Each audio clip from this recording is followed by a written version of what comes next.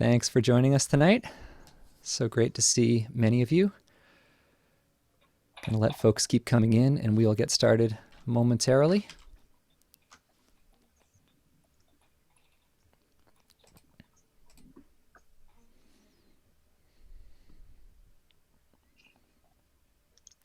Okay, well, thank you so much for joining us tonight for this official meeting of the 44th Assembly District Committee. I am Tony Malone. My pronouns are he, him. I'm the chair of the 44th ADC, and really glad you could join us tonight. Just wanted to let everybody know before we get started that we are recording this meeting, and that's for the sake of members that aren't able to be here with us tonight. So don't say anything that you wouldn't want on a recording. And another announcement I wanted to make is live transcription is enabled. There should be a button at the bottom of the screen where you can turn on closed captions. So if you're having any trouble hearing what people are saying, feel free to try that live transcription, and hopefully that will be helpful. So we are going to get started in just a moment, just letting folks join. A couple other announcements. This is an official meeting of the Assembly District Committee. We try to have these at least once a year, but we're not going to be electing officers at this meeting, and no one has proposed any resolutions at this point that require a vote, so we're not planning on doing any votes. But if someone wants to make a resolution, we can try to make that happen. But for this point, our plan is just to have a productive discussion, but we are going to count quorum, and if we have a quorum, this will be an official meeting, and there will be minutes available afterwards on our website. The next official meeting of the ADC is the big one, near the September meeting of the county committee, and that's when we'll be electing new officers, and we can vote on rules changes and any other business that members propose at that next meeting. So we're going to get started, and the first item on our agenda is to hear from some of our elected officials. So I wanted to see, we're going to first hear from our district leaders, and then Assembly Member Bobby Carroll should be joining us. So it looks like Doug Schneider is here, so I want to introduce Doug Schneider, one of our district leaders, just to speak for, if you can give us a 3-minute summary of what your priorities are, and then take a few questions from the members. We'd love that, Doug. Sure. Thanks, Tony. And Happy New Year to everybody. And just want to send a special hello to Assemblyman Jim Brennan, who's joining us. Thank you for coming. So, this is what I want to say. In my time in Brooklyn politics, which spans now about 15 years, I don't think that relationships within the Brooklyn Democratic Party have ever been as toxic as they are today, and I think that's saying something.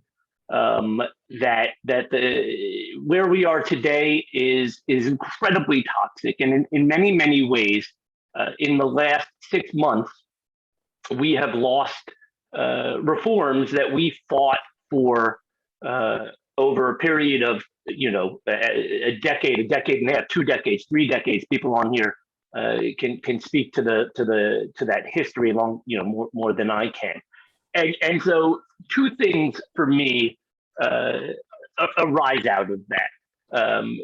Number one is we have to rethink our approach. The approach we had when Frank Sedio was chair, got us to a point. We were successful to a point. We got reforms to a point, but he's gone.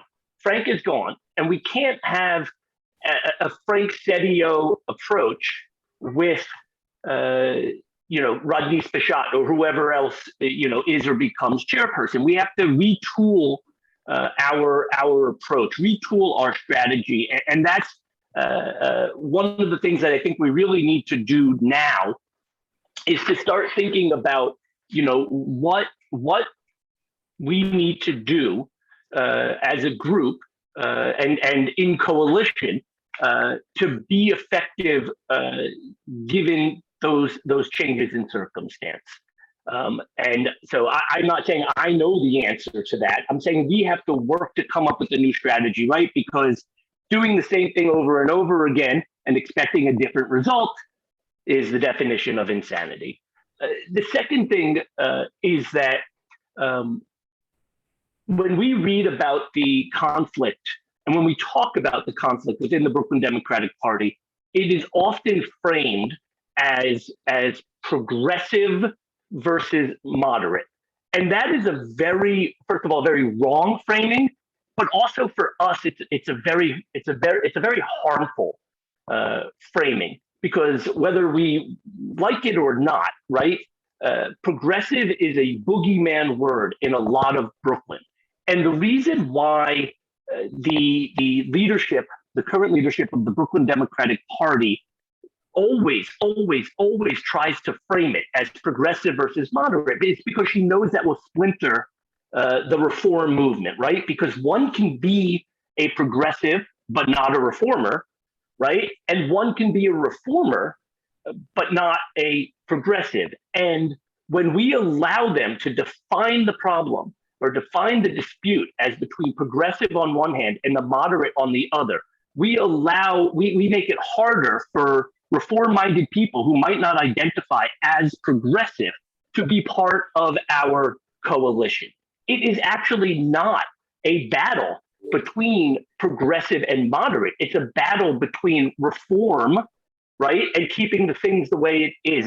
It's a battle of what the vision of what the Brooklyn Democratic Party is supposed to be doing. Are we supposed to be getting ourselves engaged in partisan politics? Are we supposed to be grappling with policy that in which whether one was a progressive or a moderate would even come into play? And so I really want to work on trying to push back on that narrative that this is that on one side of this fight are progressives and on the other is everybody else, and make it really about good governance. Make it about the actual dispute that's being had, which is between again, are we going to run our party as a Democratic Party that is interested in electing Democratic candidates and discussing policy priorities, or are we going to run it to make backroom deals to enrich ourselves? And ultimately, that's what I think the dispute is about. And those two things are going to be kind of what I'm thinking about and working on as we move forward. So I am happy to take any questions. Should I just, Tony, do you want me, there have been some questions in the chat. You want to I think just you can go ahead those? and answer, just for the sake of time, why don't you just answer, Josh Kalin posted a question in the chat. He was asking, can you briefly explain what the strategy was during Frank Setio? Yeah, it's a really, really good question. And I think, first of all, going back to when Frank was first became chair, right? There was a whole and Bobby and Assemblyman Brennan, or excuse me, Assemblyman Carroll and Assemblyman Brennan can speak to some of this probably better than me, right? But there was work that was leading up to it, right? And then there was a vacuum in leadership, and we were able to, in exchange for a unanimous vote on chair, we were essentially able to extract some minor reforms in exchange, essentially, for Frank being uncontested when he ran for chair. As chair, I think that you could actually have a conversation with Frank, and Frank was very interested in trying to, he had this whole idea of cannoli diplomacy, where he wanted things to be peaceful, right? And so he was willing to give things that he didn't mind giving, but we made progress, right? Because Frank was responsive to certain types of pressure, and Frank believed, he would always say, in evolution, not revolution, right? And so there was evolving that happened over that period of time. Right now, unlike Frank, right now I feel like the objective of the leadership of the Brooklyn Democratic Party is to crush the opposition. And I don't think that I never felt that Frank's objective was to actually crush the opposition, mute the opposition, placate the opposition, ignore the opposition, but not this visceral desire to crush what they consider the opposition. Thanks, Doug. So I think that pretty much covers a lot of what Courtney was asking as well. She asked what new strategy you'd like to see.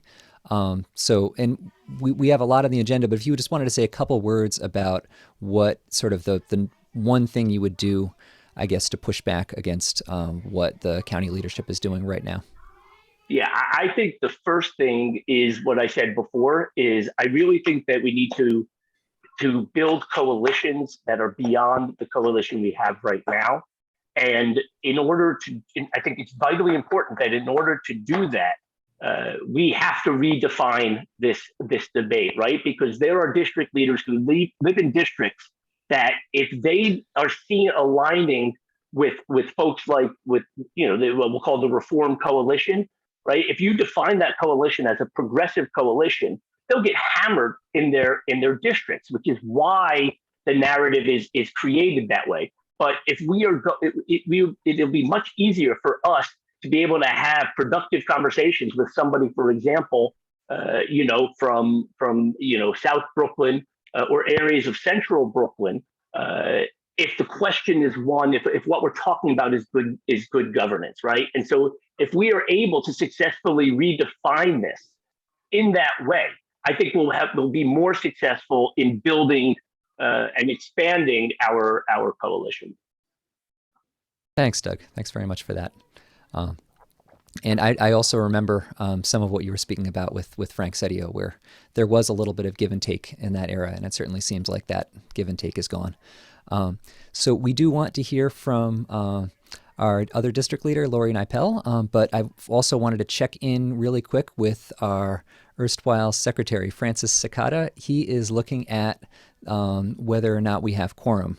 Do you have a report on that yet for us, Francis? Not yet. I will get back to you expeditiously. Great. No pressure. The number of participants, the number of proxies, it's looking good.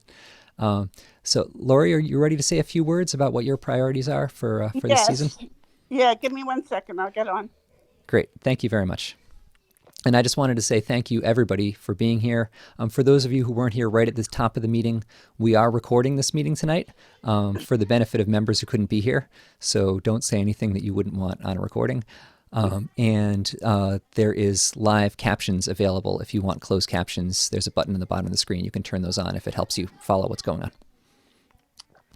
And now I'll hand it over to District Leader Lori Citron Nipel. Thanks for joining us. So I actually did not hear most of what Doug said. I came in at the very end. So I don't know if he discussed poll workers or not.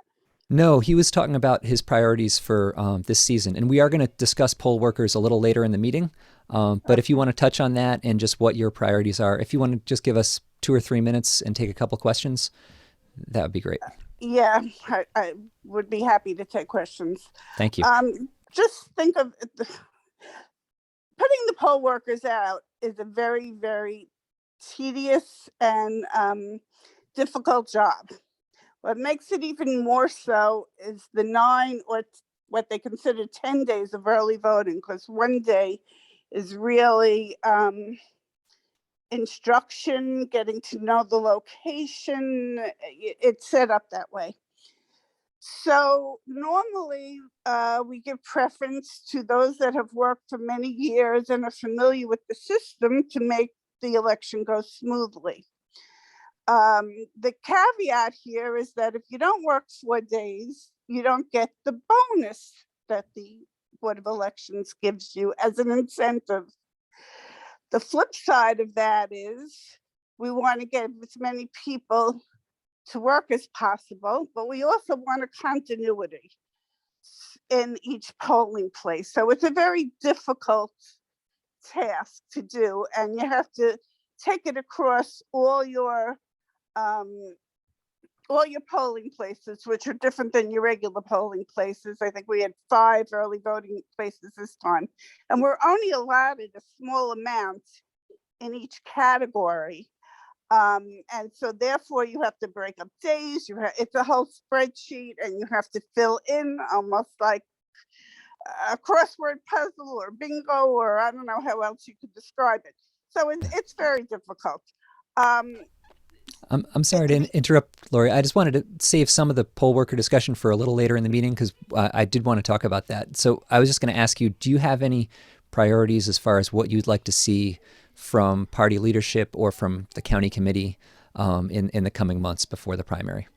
Well, for regular election day, I would love to see a lot, not early voting, but for regular election day, I would like to see more people involved on all levels to train as poll workers. We definitely need more.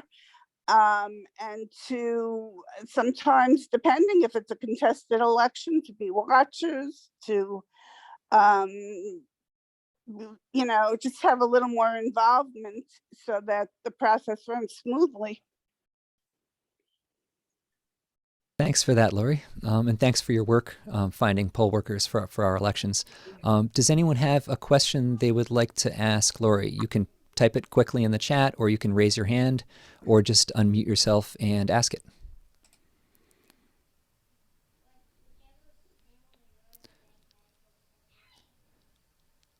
Okay, well, it looks like no questions at the moment. If you think of a question later, I think Lori can stay with us for a little while. So just type it in the chat if you think of a question you'd like to ask. And I also want to say thank you very much to Diana Gonzalez, our treasurer. She set up this Zoom, and she's been managing the Zoom. So I really appreciate the work of all the ADC officers preparing for this meeting. I also want to shout out Courtney Adrian. She did some excellent work along with all of us, contacting all the members and bugging you to be here. And it shows we've got a good number of people. And we're going to hear from Francis in just a moment when he has our quorum total, so we can know if we count this as an official meeting. I'm optimistic that we will be able to do so. But right now, I wanted to turn the floor over to our assembly member. Bobby Carroll is here. And thank you so much, Bobby, for joining us. And we'd love to hear just 3 minutes on what your priorities are for this legislative session.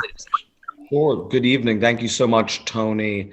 And thank you to Diana and to Adrian and to Tony and to everyone who has made this possible. It's phenomenal what's going on here with the ADC. I got back from Albany this evening. We were able to pass this afternoon a bill that I sponsored, that actually my predecessor sponsored before me, around bringing transparency and accountability to the Department of Buildings. And making sure the Department of Buildings reports to community boards, to the borough presidents, to the city council, violations and other issues that are going on with construction projects or renovation projects throughout our city.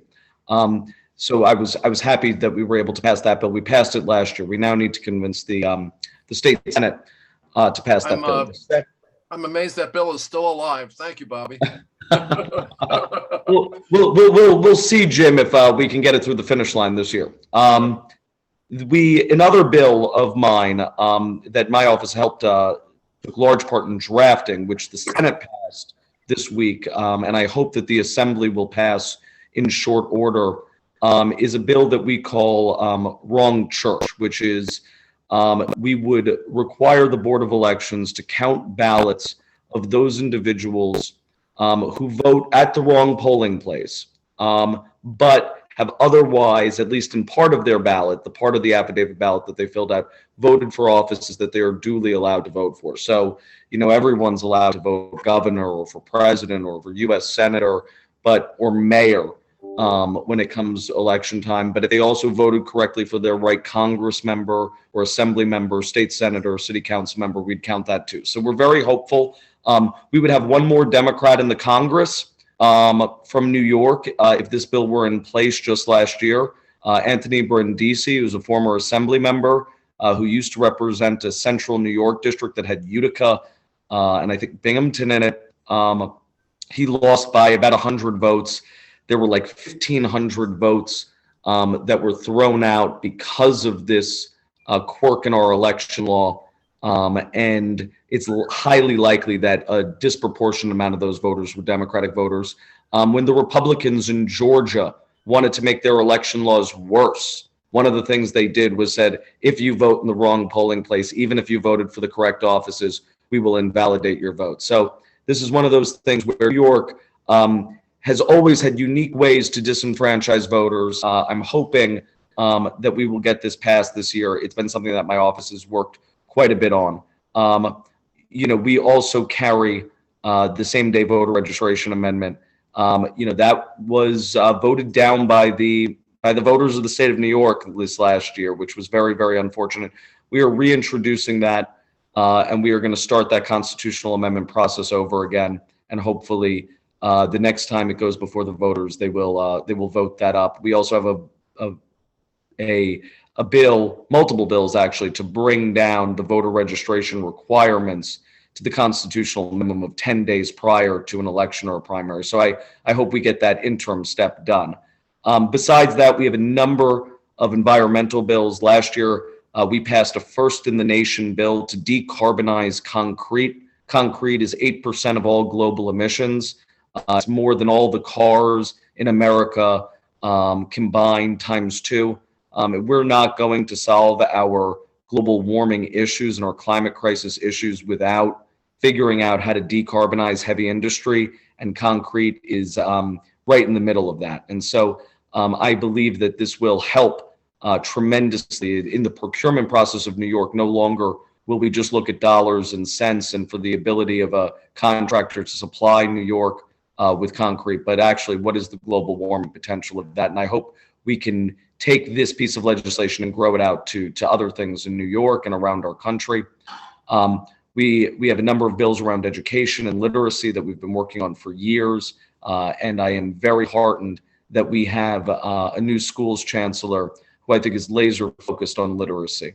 Literacy, if you leave the 3rd grade unable to read, you are likely never to catch up. And that is a damning statistic in a school system where 65% of children in 3rd grade and after are not reading at a proficient level. That doesn't mean they don't read at all, but they are not reading at grade level. This is a massive, massive problem, especially when it comes to equity. And so hopefully we will see evidence-based reading curriculum and screening for dyslexia in our schools. It's something that I work on. My adjacent assembly member, Joanne Simon, works tremendously on that issue as well. And I think it is very, very important. Just very quickly, another few things that are really important. The MTA, unfortunately, is always in dire need of cash. Omicron has not helped. There was kind of a trajectory of increased level of ridership on our subways and buses throughout the summer and the fall. That has dipped down, not significantly, but a good bit during this Omicron wave. Hopefully, people will start using mass transit again, but there is going to need to be an infusion of money. The federal government has kind of saved the MTA so far, but we need to get congestion pricing up and going so that we can start funding the MTA, and that's for capital expenses. But we desperately need to make sure the MTA is well funded, because if it is not, that is the real circulatory system of our city and region. And so if we're going to get back to a new normal, we definitely need it to be in a state of good finance. There, of course, also I am the sponsor of the Build Public Renewables bill, which I think is very important. We're going to be at a protest at Bryant Park tomorrow talking about it. If we want to meet the goals of the CLCPA and reduce our carbon footprint to 85%, of current levels by 2040, we're going to need to do a tremendous amount more, and that means using the whole weight of the state to build renewable energy generation, both wind and solar, as well as looking at other, be it heat pumps and geothermal. There are some ideas about bringing quite a bit of energy down from Quebec, about 20% of New York's energy down from Quebec. There is a program that it will possibly be approved by the PSC and NYSERDA later this year, which would bring large amounts of energy. They would bring it through Lake Champlain and then down through the Hudson River Valley, in mostly through the river itself, laying that cable on the riverbed. The state is luckily projecting about a $7 billion surplus right now, which is tremendous. I think this is the first time in my time in the assembly, and this will be going into my 6th budget this year, that we have a surplus of that magnitude. So that is a tremendous opportunity to make sure that we keep funding the necessary services that New Yorkers rely on, and especially the New Yorkers most in need of those services, from our schools to our hospitals, to everything in between. So if there are any specific questions, I know that was a lot. I'd be more than happy to try to answer them. Thanks, Bobby. Thank you very much for that detailed explanation. And I'm just going to grab a couple questions from the chat that people put in. Debbie asked for the bill number from your Department of Buildings bill. And if you don't have that off the top of your head, you can type it in the chat. I rarely have it off the top of my head, but it's A499. Great. Thank you. And Senator Hoylman is the sponsor in the Senate. So you can hound him and say, why does the Senate not care about reforming the Department of Buildings? Thank you. And another quick question from Debbie. Do you have any new info on when congestion pricing will be implemented? I don't, not off the top of my head. I mean, I know that we've gotten the federal approvals. I really think it's now the state and the city working together to make sure that this actually gets done, and gets done with very few carve-outs. My fear is that, we could have a system that ends up exempting so many people that it doesn't actually raise any revenue or stop any congestion. Yeah, that would be unfortunate. And another question from Alexander asks that he mentions Governor Hochul announced her support of the Triborough plan to repurpose freight tracks into commuter rail. Do you sense support in the Assembly for this plan? Yeah, look, I think anybody who cares about transit supports that plan. I mean, that Triborough RX plan has been around for years. I think it's a phenomenal idea, and I think that we should. It would connect Brooklyn and Queens, and possibly in the future the Bronx. I think that people are very excited about it, and I think we might, between our surplus and some of the infrastructure money that's coming to New York, it looks like it could be a real possibility. Great. And I'll try to do a lightning round of these last few questions. Let's see. Tazin asks, do you have any word on the OML amendment? Oh, what does OML stand for? Tazin, do you want to jump in and explain that? The open meeting law? I'll talk. Yeah. Yeah, so I mean, so we passed that today, I believe, or yesterday, but I think it was today. No, it was yesterday. We've passed an extender of the open meeting law to allow for quite a few things to be able to happen on Zoom while we're back in kind of this Omicron wave. That's good to know. And Joanne asks, what time are you going to be in Bryant Park tomorrow? I think that's 11 a.m., right? 11 a.m. Yeah, 11 a.m. Yes. And let's see. Marion asks, do you support the Champlain high voltage line with all its environmental implications along the line? The Riverkeeper does not support it. Marion, not only is that a great question, Marion keeps everybody honest. So thank you, Marion, for that. I've had a long conversations with. I have not said whether I support or don't support the cable.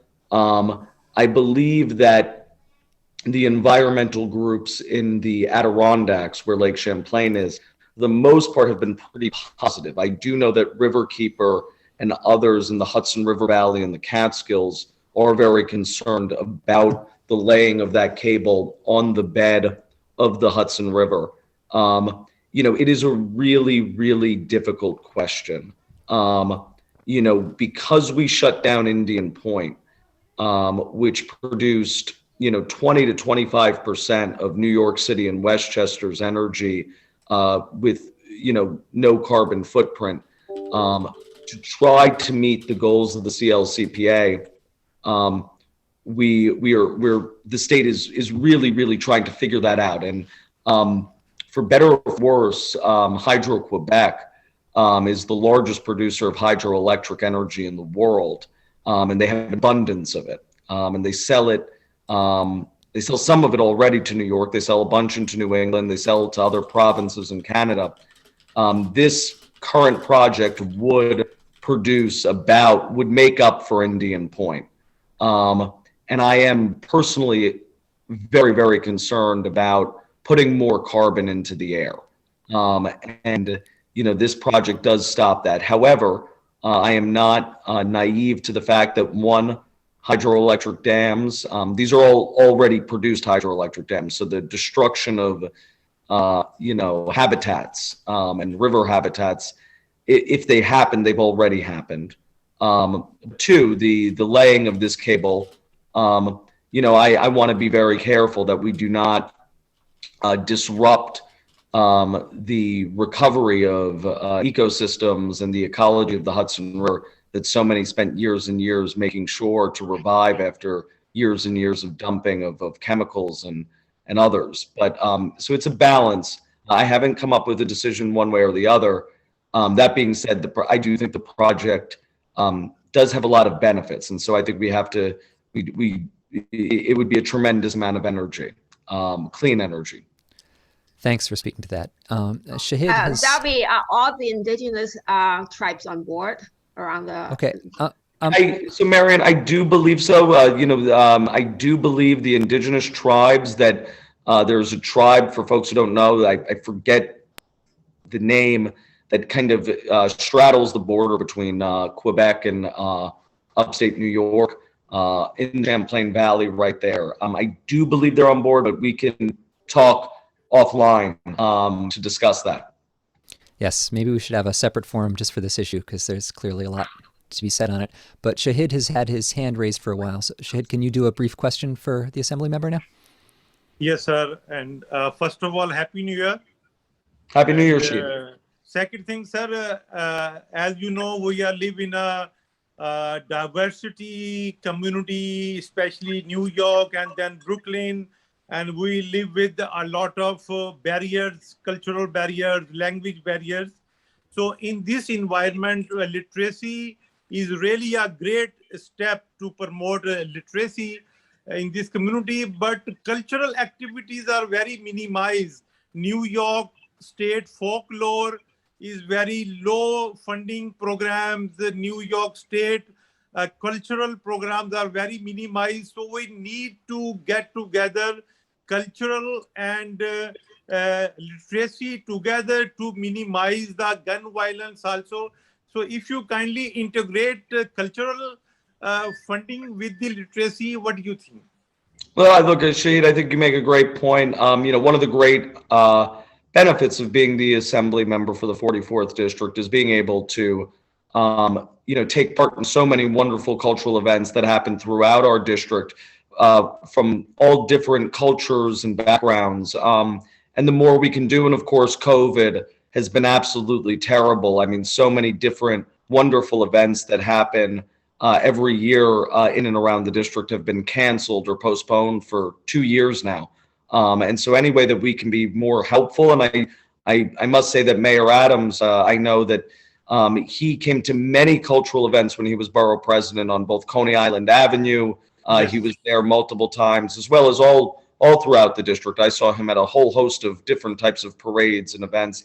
And I think that that's one of his real strengths, is that he's a great booster for New York and a great booster for the diversity of New York and the different cultures. And so I look to him as being a leader there. And I think he's actually going to do a really good job when it comes to that kind of boosterism and unity. Thank you, sir. Thanks, Bobby. Thanks so much for answering all those questions and for giving all those details about legislation. We'd love it if you can stick around, but we do need to move on to some other items in our agenda. So I will be around. I'm going to blacken my screen because I'm going to eat dinner right now, but I am around and listening. And No one of problem. these days, I will get as smooth a voice as Tony. You're too kind. Thanks very much to Bobby and to the district leaders for joining us. I assure everyone it's Tony's microphone. That's why you sound so smooth. That's my secret, yes. So actually, and that was Francis, our secretary, Francis Sakata. Really appreciate his work preparing for this meeting and throughout the year. Francis, do you have anything to report as far as quorum goes? So we have 58 in-person attendees right now, and we have 26 proxies held. So it seems that we do have quorum. Thanks very much. Glad to hear that. So this is an official meeting of the 44th Assembly District Democratic Committee. And one thing I wanted to highlight is because of our new ADC rules that we passed at our last ADC meeting, thanks to the work of James Billsborough and everybody on the Rules Committee, proxies are now limited to 4 per member. And you can see that in that we have far more people attending in person than we do have proxies. We passed that rule because we didn't want the situation that happens at county committee meetings where one person's proxies can outvote the whole room.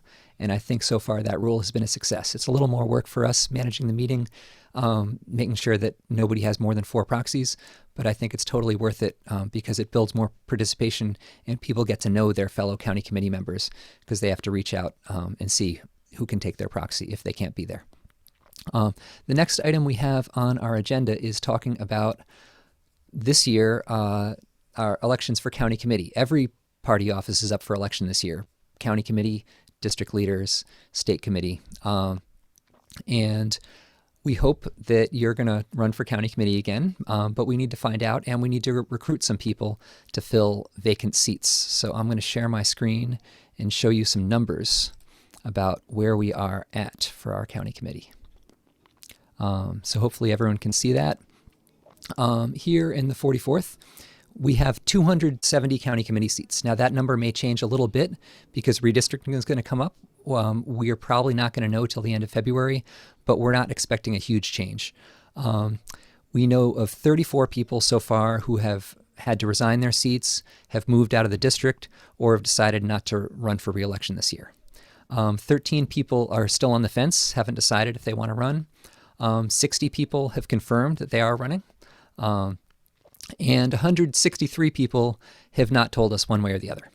So clearly the big job facing us right now is to reach those 163 people and confirm whether they want to run. And the reason why that's important is we want to fill every one of those 270 seats with someone who is active and excited to participate in our party. That's the way we're going to see some of the real changes that I think many of us have been looking for as far as the party listening to county committee members, letting us participate in meetings. If we have 270 members, that gives us that many more votes in the meeting in September, and I'm predicting that that meeting is going to have some more close votes, just like the one last December did, and hopefully it'll be the meeting that turns the tide. So these are some goals that I'm prioritizing, and I would love to hear your goals as well. As I said, we need to confirm who's running for county committee in 2022. We need to foster good communication between all the groups that are working in the district. We're going to hear from Rep Your Block a little bit later. They're a group that works throughout Brooklyn, helping people run for county committee and bringing new people into this work. We also know that Assemblymember Carroll and Dan Campanelli have done amazing work preparing petitions and helping people petition for county committee. So we certainly want to communicate with them and support them as well. And there's the possibility that other organizations may get involved. CBID may decide to print petitions. So the important thing is that everybody be communicating. And redistricting makes that harder because we may not know the final district lines until the end of February, which is an unfortunate situation because petitioning starts on March 1st. Now it's possible the date will be pushed back, but we might be in a situation where there's a real time crunch as far as getting those petitions printed. So we want to know who's running and we want to recruit new members to fill all those seats. So when we find out what the district's going to look like, we'll be ready to respond and we'll be able to plug people in. Anybody that's getting cut out of our district, we'll put them in touch with someone in another district so they can still run for county committee. Anyone that gets districted into our district who was on county committee, we want to speak with them as well and make sure they have a chance to run. So it's going to Can take I just jump in here very, very quickly? I just asked the question in the chat. Of course. So in a redistricting year, because of the uncertainty, district leaders are able to run in any district. Do we know if does the same rule have we researched whether the same rule exists for county committee members as exists Yes. for district leaders? So that rule does not apply to county committee members as far as we can tell. I know some people that have looked at the election law, and there doesn't seem to be a carve out like there is for district leader. And I can kind of understand where they're coming from, because a campaign for county committee is not something on the scale of running for district leader. You don't necessarily have to have a treasurer and fundraise and all that. So I think that county committee members are only allowed to run where they live. So we'll have to be ready to respond to redistricting. No, Tony. You know, If they Yeah, I live wanna in the clarify assembly that. district, they can run any place in the assembly district. Yes, thank you for that clarification. Yes, I should have said in the assembly district, right? You don't have to represent your own election district. Not your own particular block. You don't have to live Not there. your block. Yes, you can represent a In your own different ED. election district, but you have to be in the 44th, whatever the final boundaries of the 44th wind up being. So we're going to be keeping an eye on that, and as soon as those boundaries come out, all these organizations I've mentioned are going to, work quickly to prepare petitions. And I'm actually not absolutely certain that's the case. It might be the case. The district for public office, you can live anywhere. For the district leaders, that party office, you can live anywhere. It seems logical that you could only live in the 44th Assembly District to run for county committee. Seems logical, and it might be right, but I'm not certain. Okay, well, if you find any more information on that, Jim, we would love to hear it. What we're going on now is the understanding that county committee members need to live in the assembly district that they're running to represent. The last few points are all these groups we're talking to, everybody wants to avoid primaries wherever possible. So that means coordinating which election district everyone's going to run in. And the other thing that many members of this ADC have spoken about in the past is prioritizing communities who are underrepresented on county committee.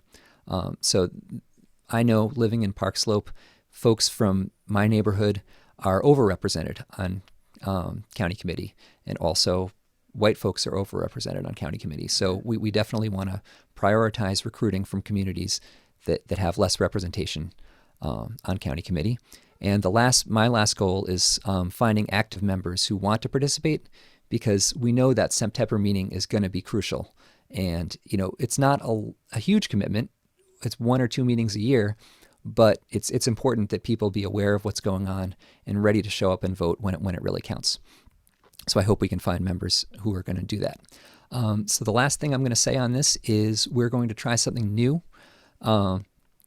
In this meeting, we've in the past had subcommittees of the ADC. We tried that out, and that's something that's in the party rules, but it hasn't really taken hold. The level of interest, and it may have been because we're in the middle of a pandemic, the level of interest in subcommittee work was not high. And I think this year only one of the committees met once and had a fairly small turnout.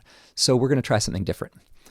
Rather than having these ongoing commitments to a subcommittee, we're just going to do short-term working groups where you can sign up to work on a particular project where there's an urgent need to do something and there's a definite deadline to get it done.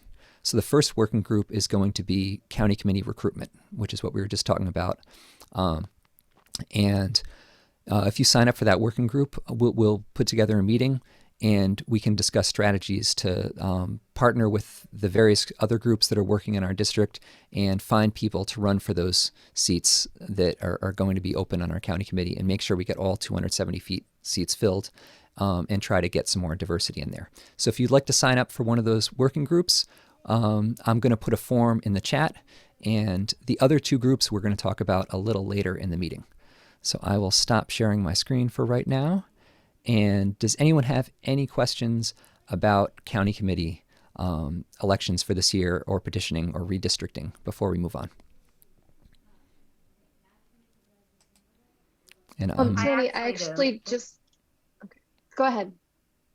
Sorry about that. I just wanted to know, where can we find the list of the people who are currently in the position, or are all the seats open? And everybody has to go, a whole new election has to happen and people get reelected. That is an excellent question. Okay. And the list of county committee members in the 44th is up on the Brooklyn Dems website. It's a little hard to find. I can post the link in the chat a little later, but it is there.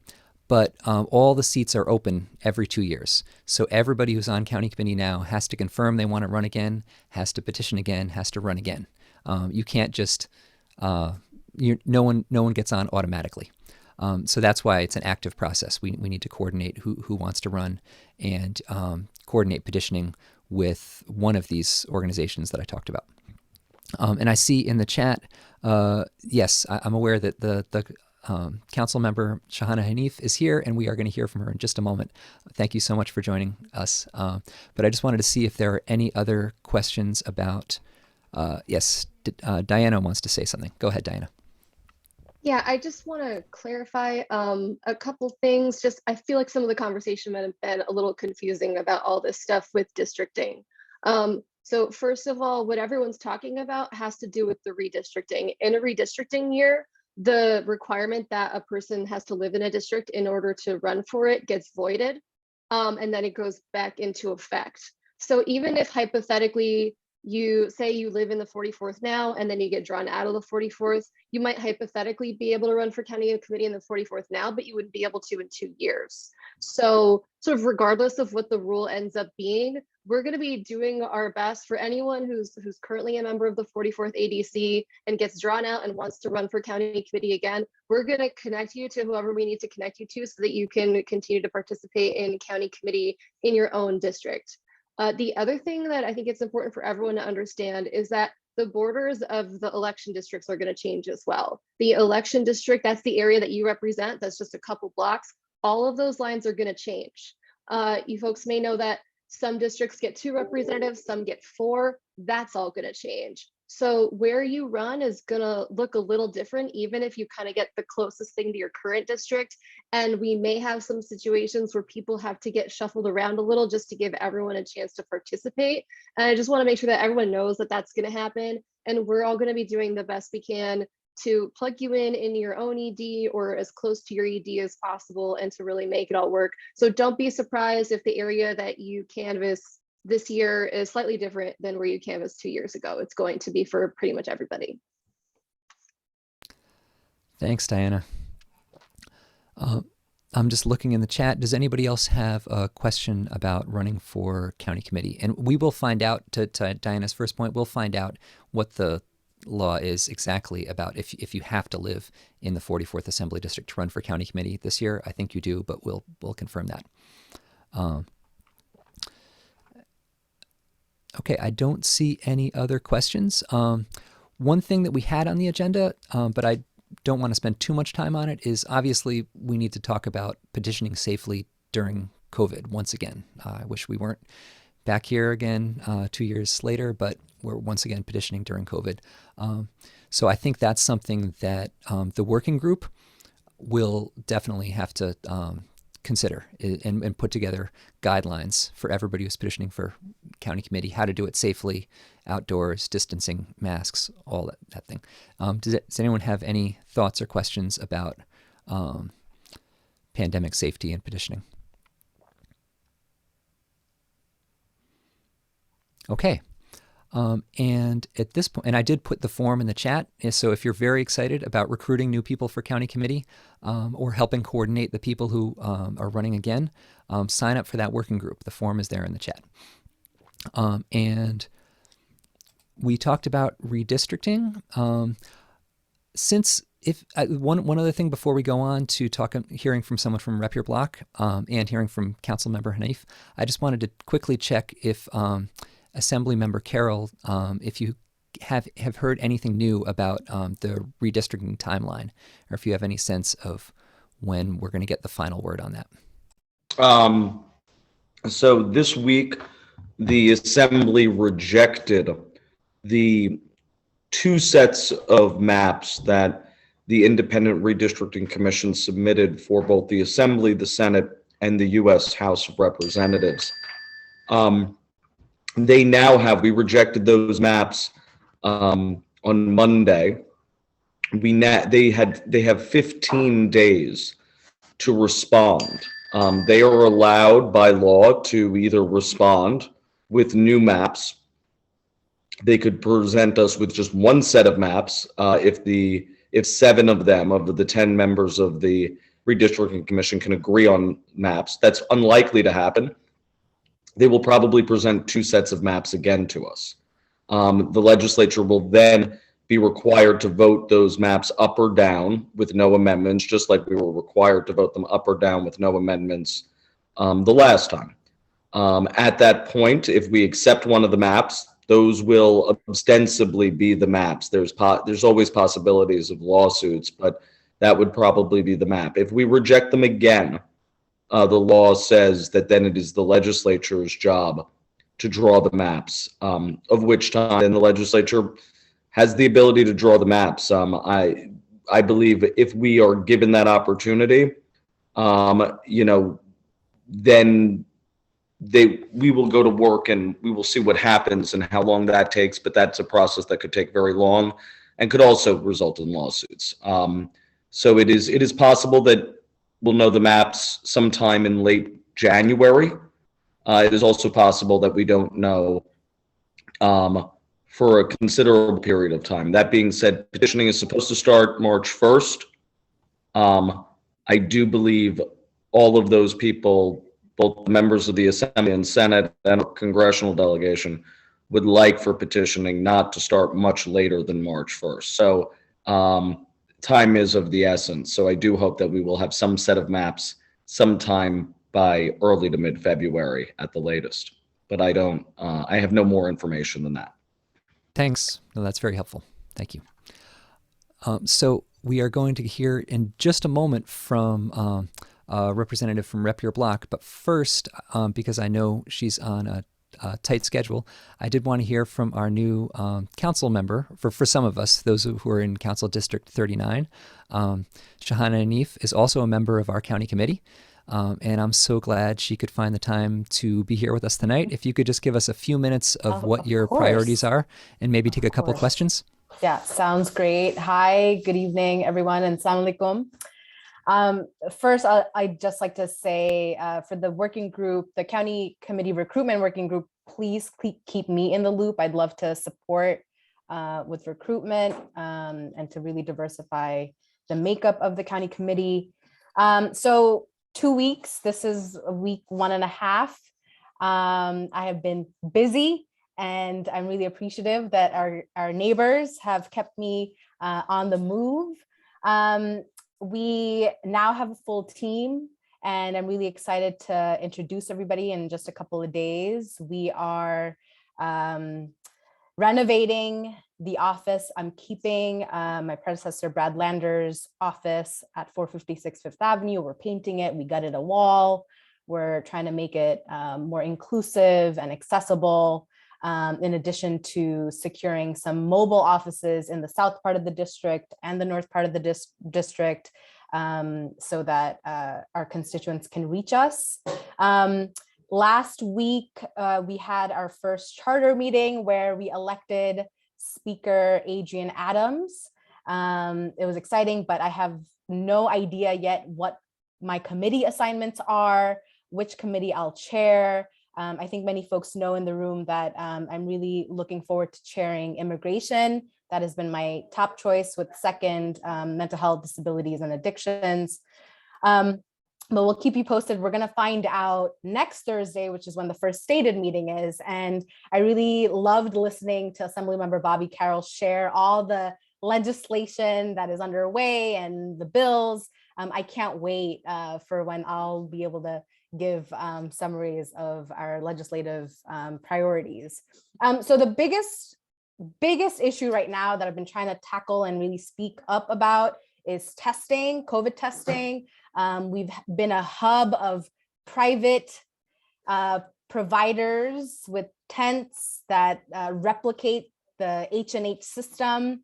Some testing sites have been asking for citizenship status, and it has been a real horror. And so right now, the bulk of our constituent concerns, emails, and the phone calls we're receiving, I've kept Brad's old phone number, which I'll put into the chat, is about testing and to ensure that we have safe testing. We're not overpaying or paying at all, what should be free testing. And I worked really hard with H&H to bring a testing van into Kensington in front of 118 Beverly Road. We're piloting it for 1 week, so it ends on Sunday. On the 16th, it's from 8 to 7 p.m. I want it to be a permanent site, and that assessment is made by the volume of folks who come and get tested, but it's been pretty popular so far. So testing is the big priority right now, both for our neighbors across the district and in our schools, really scaling up testing across our schools to ensure that all school building administrators, workers, students, families have access to testing. Participatory budgeting is live. We're in cycle 11. We're going to share out some events that we're having on Zoom. I'll be in some parts of the district to safely have conversations with our neighbors, with our constituent services director, Faiza. So between Zoom and some in-person activities, in-person outdoor activities, I should say, I'm really looking forward to a successful PB cycle. I will also share the ideas collection form into the chat. The discretionary funding application is also open. It is open until February 22nd. So for all the nonprofit organizations, good groups doing work in the district or would like to do work in the district, we'll be hosting a series of informational sessions, and one particularly for our Muslim-led organizations, which I'm super excited to collaborate with Dr. Debbie on, to call and invite all members of the council to participate in. And then I know Sister Debbie also put a link to support the families impacted by the Bronx fire. I was able to visit, as you know, as the only Muslim in the city council. I shoulder a responsibility to really show up when Muslims across our city are impacted by tragedies like the fire in the Bronx. Showed up right away to support the Gambian youth organization. And what I'm doing right now is listening to my colleagues Oswald Feliz and Pirina Sanchez on what they need right now. May call for a collection of items, depending on what they say. I plan on going back on Saturday or Sunday. If there are folks interested in going, please let me know. We can coordinate a carpool. We should do this. And I extend that invitation. Past Sunday, I also got to sit down with Governor Hochul, with some of my Brooklyn colleagues. And together we coordinated on setting an agenda and expressed our opposition to the North Brooklyn pipeline, the need to expand the eviction moratorium and pass good cause. I was able to push for halal food certification in our schools. There's been a tremendous effort in having some schools in our district and across the city offer halal lunches, but we really need to expand and make sure that it's across every single school.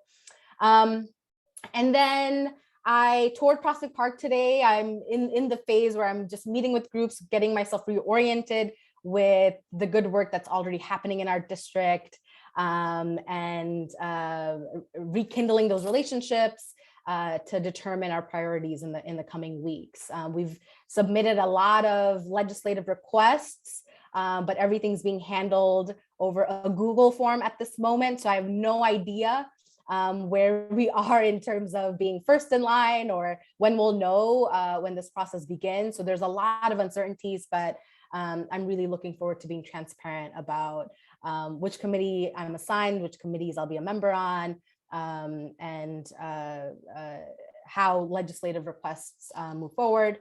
Oh, and then one other thing, I was able to visit Rikers in our first week with colleagues Tiffany Caban, Sandy Nurse, and Alexa Vilez. We did an unannounced visit with a public defender. and the situation is grave. And just yesterday, we learned that one of the jails, the detainees were on a hunger strike, and the hunger strike was ongoing as we were there. So a lot to cover, a lot to call on this administration around. And I'm just like really looking forward to working with you all to expanding healthcare for our COVID patients, of course, but also for folks who need the telehealth visits, need the hospital for other chronic conditions, and particularly around reproductive health care. I'm really happy that our borough president, Antonio Reynoso, is prioritizing ending Black maternal mortality. And that is something I'm super aligned on, addressing flooding resiliency in our district. There are so many hotspots in the district that have been severely impacted by Hurricanes Henry and Ida. Following what happened in the Bronx, really ensuring that we have a strategy around fire safety education across all languages for our homes. And then we're collecting, because the other large issues are problematic, unsafe intersections. Right before the new year, we lost a very committed nanny in the district. She lived in the district. She was supporting families in the district, Arceli Muschamp. Really want to highlight her. The Carroll Gardens Association is hosting a memorial in the coming days. We'll share out that information in the chat too. Would love to see our neighbors gather for her. And I see some language access stuff here too. One of the things I'm excited to tackle with Mayor Adams is making sure the testing instructions, particularly the at-home testing instructions, are available across languages. And one of the ideas he offered was to do a video that he did to replicate the video in multiple languages. And this came up during a briefing this morning around COVID and its impact in schools. So language access is a big, big priority for me. It's one of the reasons why I want to chair immigration. But I'll end there, take some questions. I have to head into another meeting about our Greenbrook, the predatory equity firm Greenbrook partners, and meet with our neighbors at 70 Prospect Park West. Well, thank you so much, Council Member, for taking the time. And I'll just try to do a very brief round of questions from the chat. Shahid asks about vaccine hesitancy in the Muslim community. If you have any suggestions for what to do about that. That's a very good point that you raise, Shahid. I would love to connect with you on that and think about the ways in which we can expand education and really debunk the myths that folks have around vaccination. I think leaning on our community leaders is important. And so we have the vaccine bus right now in Kensington, and I'm sure in other parts of Brooklyn, with people who are from our communities administering the sites. And so that has been an essential part of expanding vaccination access. But would love to chat in terms of, if you've got other creative ideas. I think the video series that was discussed in this briefing earlier about how to conduct an at-home COVID test, we could use a similar approach. I've been going into Bangla ethnic media as one way to talk about the urgency to get vaccinated, but we should really be utilizing all ethnic media to spread the word. And so I'm hoping that at a city level, the mayor will support this effort, and the Mayor's Office of Immigrant Affairs will be one other opportunity for us to make sure that this is we're doing this not in silos, not that some council members who speak some languages are able to do better outreach, but that we have a city strategy. And again, we'll make this a priority for Immigrant Affairs Agency and the Immigration Committee. Thank you. And if you have time to give a very brief answer to two more questions from the chat. Tia asks about building facilities and Bill de Blasio's air conditioning for all. I guess some schools are still don't have air conditioning. Any quick response on that? I would love to circle back about that. The air conditioning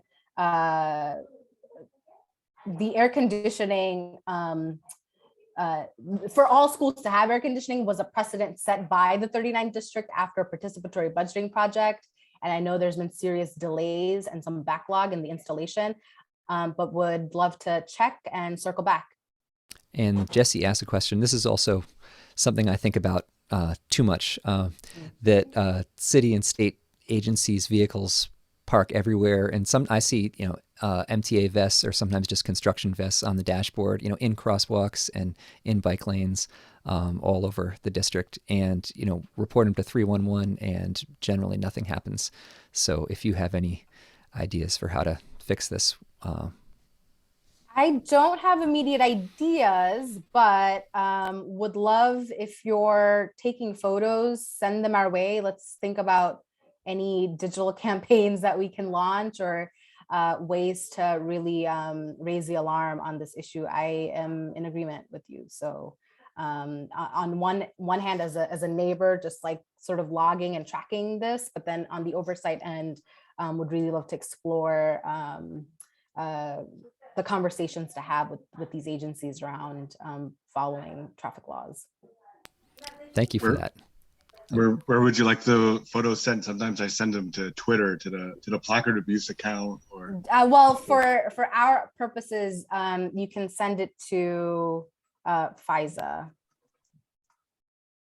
And Eric mentions, who's also a great street safety advocate, mentions that Steve Levin had a citizen enforcement bill that didn't move last session. So that would be another way to possibly address that. Excellent, Eric. I'm also going to share our legislative director's email address. We would love to. We're working on inheriting bills, but as you know, that is up to the speaker's discretion. But we are working really hard to get the good bills and pick up, so that we don't have to, start from scratch. Great. Well, thanks so much for taking this time. And if you can put that contact information in the chat, because more questions are coming in, so people can reach out to you directly. And we really appreciate this. But now we should move on with our agenda, because I know Gina Felicetti is here, and we're happy to have her as a member of our county committee here in the 44th, but we're also very happy to have her here as a representative of Rep Your Block. I worked on Rep Your Block 2 years ago. It's a project that started with New Kings Democrats, and they do great work throughout Brooklyn, not just in this district, helping people in every district run for a county committee. So I'm going to turn it over to Gina right now. Absolutely. Thank you, Tony. And thanks, everyone. And hello. Diana, were you going to run some slides? Yes, Diana's going to run some slides. Thank you very much. Can you turn to the next slide? Thank you. So I'm just going to try to fill in a little background on Rep Your Block and how we can work with the people who run through Rep Your Block, as well as people who choose not to, and what our schedule is and how we can help. So we're volunteer run, and our mission is basically, as Tony articulated, we're looking to have greater participation, in fact, full participation in county committee, and for county committee's voice to help influence party politics, and more so than they do now. Running through Rep Your Block has a number of advantages, which I'll talk about later, but again, you do not have to do that. You can run on your own if you're comfortable with election law or through other clubs. Rep Your Block does not endorse candidates, and we don't represent any other organization but the Brooklyn Democratic Party and filling the county committee. And we're also about working with our other electeds, as you can see from how Tony handles the meeting. And thank you to Robert Carroll and someone else, Jim Brennan. Oh, no, Dan Campanelli, apologies, for the help that they give us on the petition. Okay, next slide, please.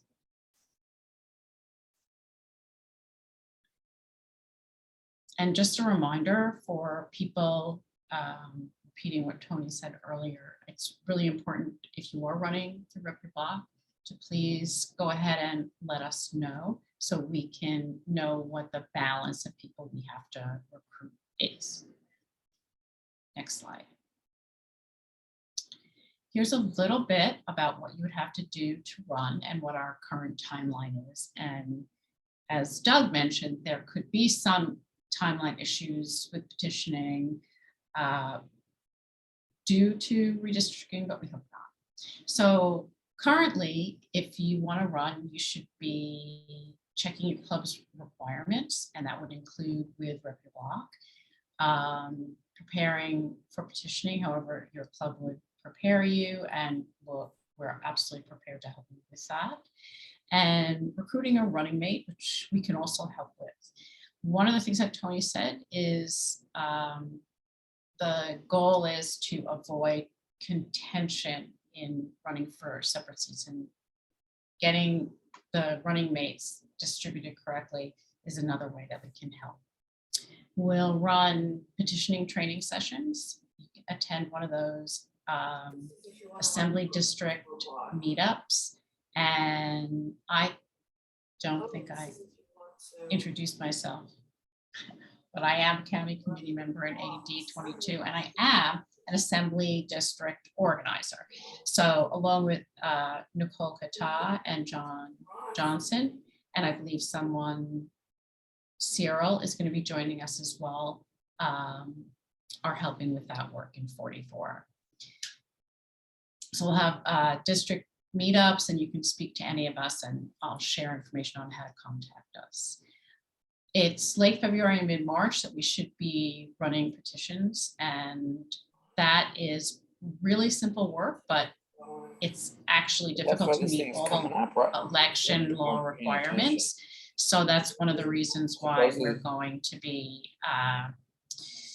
helping train you. And it's also one of the advantages of going through Rep Your Block. So we work very hard to make sure no petitions get thrown out after the work that you do. So following that, there's the primary in June, and then your first meeting would be September 2022. Next slide, please. Back one. Oh. Sorry, there. That's okay. This is just a list of some of the meetings that are currently scheduled. You can find these listed on repyourblock.com. And the meetups, as I said, are going to be scheduled. And Rep Your Block info sessions that are available now are listed, and the petition training will be scheduled shortly. The next slide, please, Diane. Thank you. Diane. Then what I want to talk about is how we can work with not just people who go through Rep Your Block, but also with people who are working with other clubs. So we do club outreach, and you absolutely can suggest a club for us or invite us to speak to your club. We're available to talk to help current and potential CC members. And then it's very important how we'll work to prevent these contested elections. There's X number of people. We're going to try very hard to fill all those seats, but the last thing we want to see is a number of people bunched up and running for one seat and people eliminated. We can also help you find a running mate if you want help finding a running mate. And again, just speak with the club. And last slide, please. Yes, more information, repyourblock.com, very easy.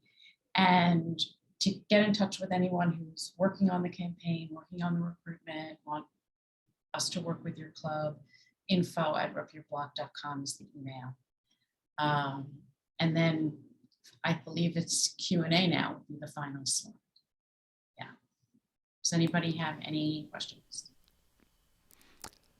Well, thanks so much, Gina. There was one question from Eliana in the chat, and she's asking if she told another ADC member that she's running for county committee, and we've been asking everybody to tell us if they're running for re-election because we want to know.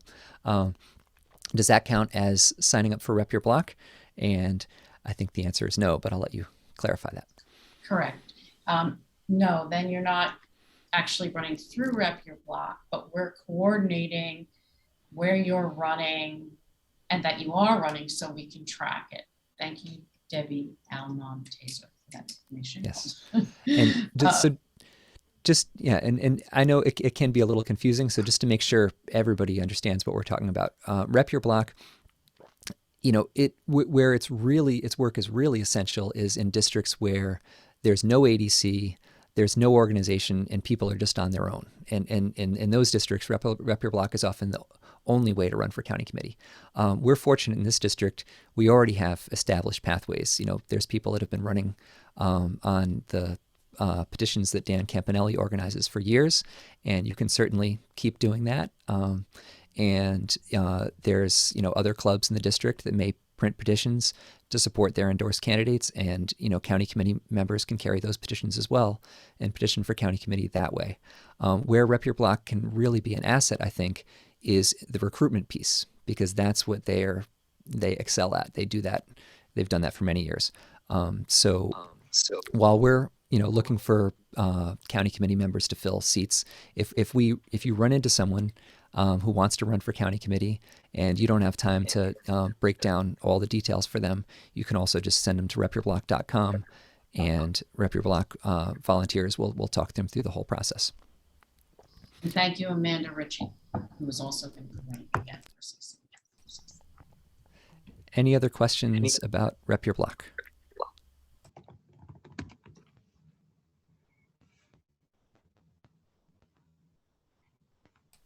Okay, great. Thank you very much, everybody.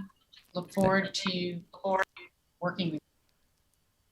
Thanks very much, Gina.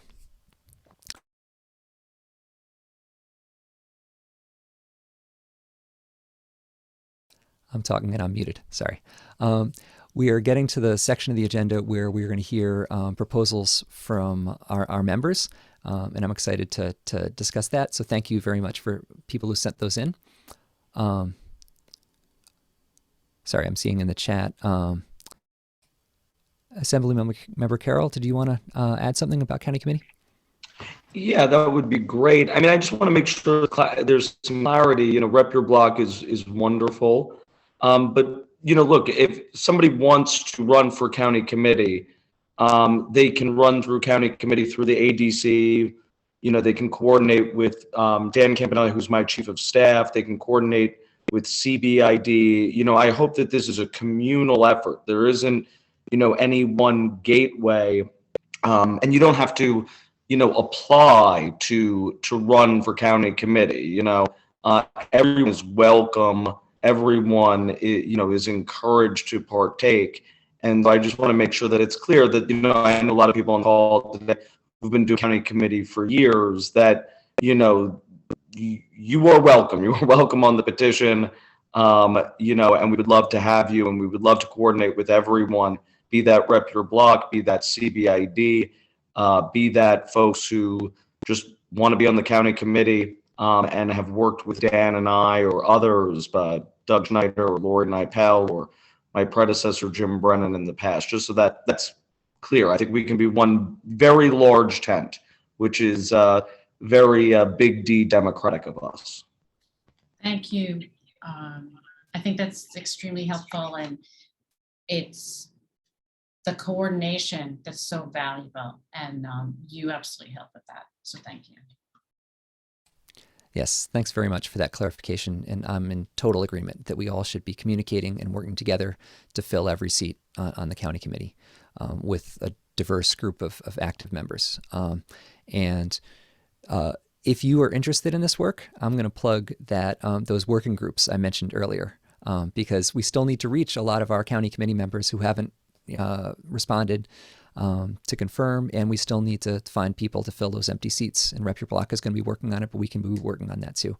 So I'll post that form in the chat again so you can sign up to work with us on recruiting and organizing for county committee. Next up on our agenda, I want to see if Ariel Merkel was able to join us. and I don't think she's here, so I'll just summarize. She brought up something important. For those of you who don't know, Ariel is a member of County Committee here in 44. She's also, she works with the Board of Elections on accessibility. And she brought to our attention that, and Assemblymember Carroll can speak about this as well, but due to a new law that he sponsored, we're going to get election results sooner, which is good news, but it also complicates things for voters a little bit, and this is something that we as ADC members could work to inform voters about, because people who request an absentee ballot for the primary this year, or for any election going forward, and then change their minds and decide to go vote in person, will now have to fill out an affidavit ballot. And this is just a technical issue with the implementation of the new voting law to get these results quicker. But we don't want any voter to be turned away because they're confused, or because poll workers are confused, or because they weren't expecting to have to do an affidavit ballot. So what Ariel proposed, and what I think is an excellent idea, is we start another working group to do outreach to voters before the primary and explain the changes in the election law, and also explain what's on the ballot and how to vote, make sure they're registered. So I am going to post in the chat once again about that working group, but does anyone have any questions about the election law or the voter outreach piece before we move on?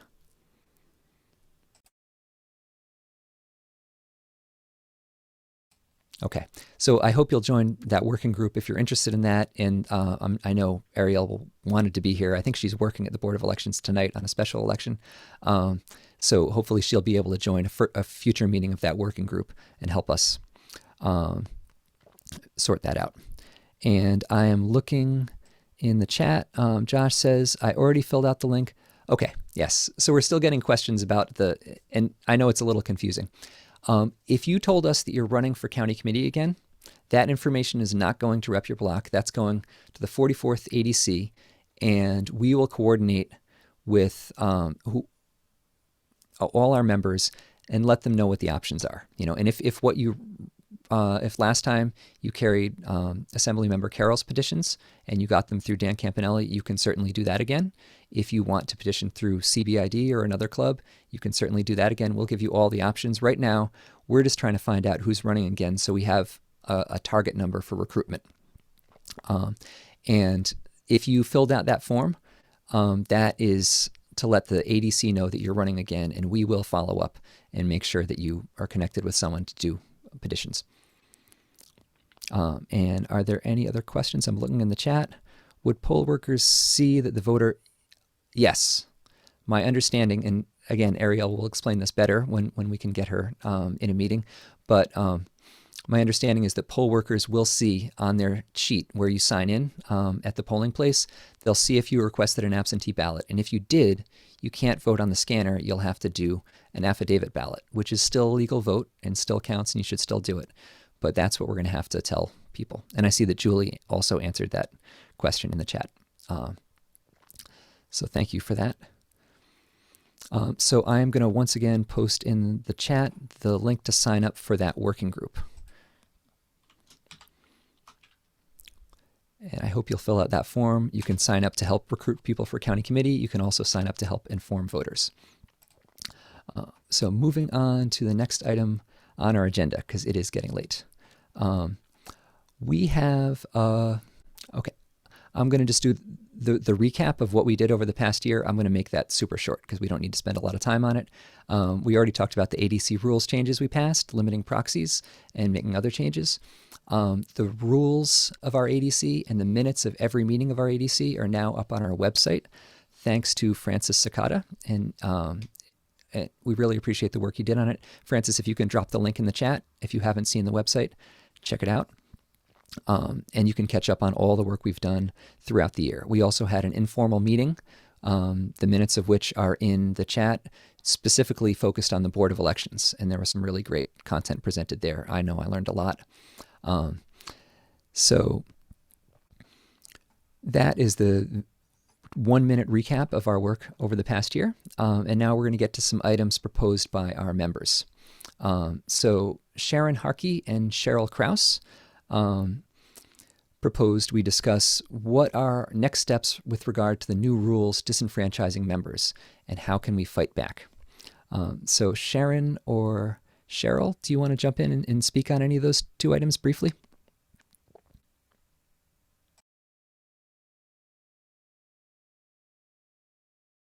Let me make sure that they're here. Hi. Hi, I'm here. I'm not doing my Sharon? video. I have really bad connection right now. So Cheryl, are you here? Yeah, I'm here. Hold on. Let me reveal my glorious self. Yeah, that any of you who have been receiving, well, you know what happened the last time county had a meeting. I think we all know about that. I don't want to have to recount the gory details. And any of you who have been receiving emails from county well know that they are continuing to do everything they can to marginalize the rank and file. They don't put it in those terms, but they are. So I don't know what to do.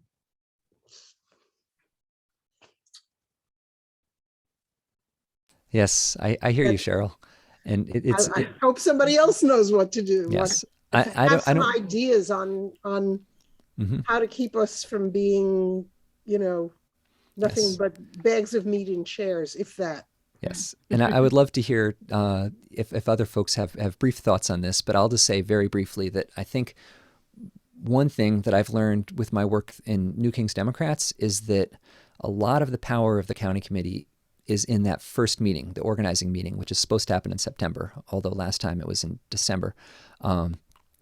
Because the first thing that happens in that meeting, per the rules, is that the rules of the county committee, the party rules, are adopted. And, by changing those rules, we almost did it last time, we can really change things. We can limit how many proxies one person can hold. We can stop the executive committee, the district leaders, from being able to change any rule they want anytime, but require a vote of the whole county committee to make significant changes. There's a lot of things that can happen at that first meeting. So it just makes it so important to recruit county committee members throughout Brooklyn who care about reform and will show up to that meeting and vote for it. But I think Sharon has something to say. Go ahead, Sharon. Yeah. So yes, those are great ideas. But first of all, are we able to vote on any of that, since it seems we've been disenfranchised? That's a very good question.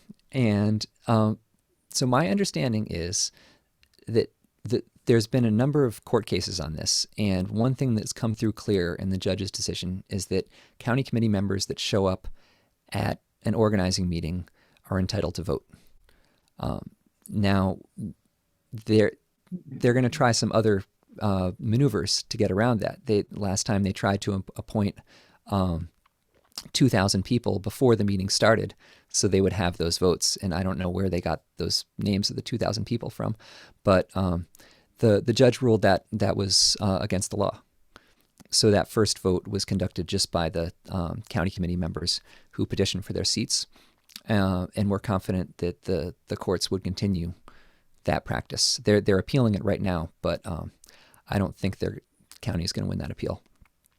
So it basically all comes down to that first vote, which is what happened last meeting. And we were very close. It was a very close vote, and they tried to cover up the results for 13 hours. And then they brought in a parliamentarian that said that the motion that we voted on was invalid. But, we can be prepared for those circumstances as well. We can hire our own parliamentarian and make sure that the motion is rock solid next time. But I think that having a majority of reform-minded county committee members is going to make the most difference. The other thing that's going to make a huge difference is electing some reform-minded district leaders throughout Brooklyn, because every district leader is up for election. Yeah. So it's good to keep an eye on what's happening in other districts and see if there's somebody you might want to support. We had the session that you held back in December, sort of a listening session. And I know there was a lot of discussion there about finding other district leaders in other areas where there are not currently reform leaders. And I'm just wondering if you've heard anything about that, if that has been going forward, if that's been happening yet. Yes, there is a lot of work happening as far as district leader campaigns and finding reform-minded district leaders to run. So I feel like I shouldn't take too much time in this meeting talking about that, but I will put in a plug for the work that New Kings Democrats is doing, because that club, we're making it our entire focus for the next few months. We're calling it Brooklyn Can't Wait. And it's a campaign to elect more reform-minded district leaders throughout Brooklyn. So I would encourage everybody to check that out if you're interested. Thank you. So in the interest of getting through our agenda, I wanted to go on to another item. This was proposed by Lori Davidson. Actually, Tony. Yes. I just want to jump in and say something, because I'm getting the sense of a just sort of kind of depressed tone from this conversation. And to You're right clarify about that.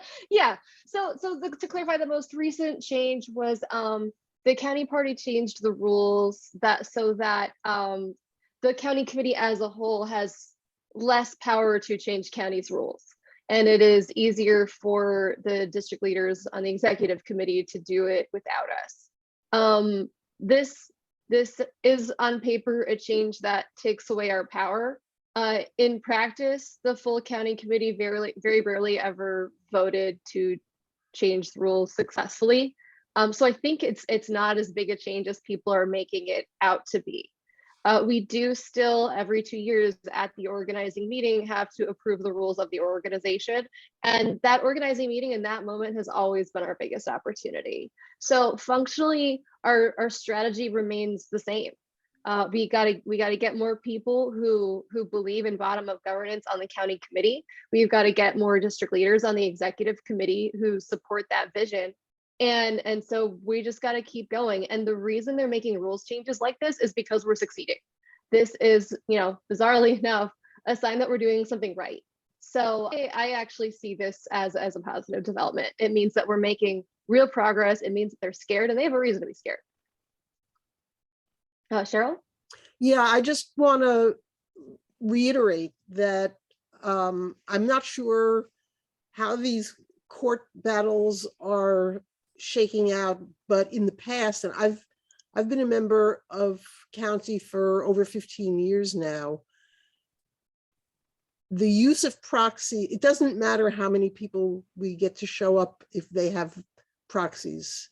If they have the proxies in their hands, there are many thousands more people there are many thousands more seats, most of which are occupied by people who you never hear a peep out of because they're under control of the district leaders.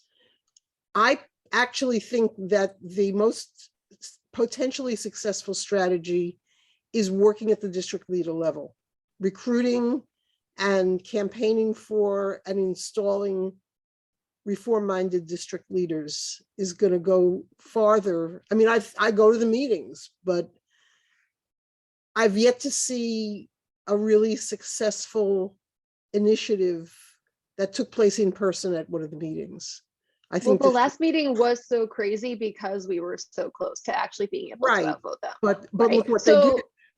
Look what they did. So then they pulled shenanigans, right? So many shenanigans. So many. So no, I think it is important to ensure that we have district leaders throughout Brooklyn that reflect our values and our priorities. But there's more than one way to go about this. I think all of the above is probably the best strategy. Okay. So yeah. Thank you. Yes. Yeah. Thank you. Thanks very much, Diana and Cheryl, for those insights. And we should keep talking about this. I mean, I'm tempted to start another working group, but I'm going to hold off because I think right now we try to fill every county committee seat, and then we have conversations about strategy for September after the primary, because I don't want to spread ourselves too thin. But yes, if people want to talk about this more, I could talk about this all night. But we have a few more items on our agenda proposed by members. Lori Davidson is, I believe, not able to be here tonight. I'm just checking. Yes. So I'll just mention that she asked the question, should the Brooklyn Dems have a platform, and what should it include? And this idea appeals to me a lot. Does anyone have anything brief they want to say about what a platform for our local party would look like? Yeah, Tony, I'll just jump in and say this is exactly the what I was talking about earlier when I was talking about the dispute is between ideas of what the party is supposed to do.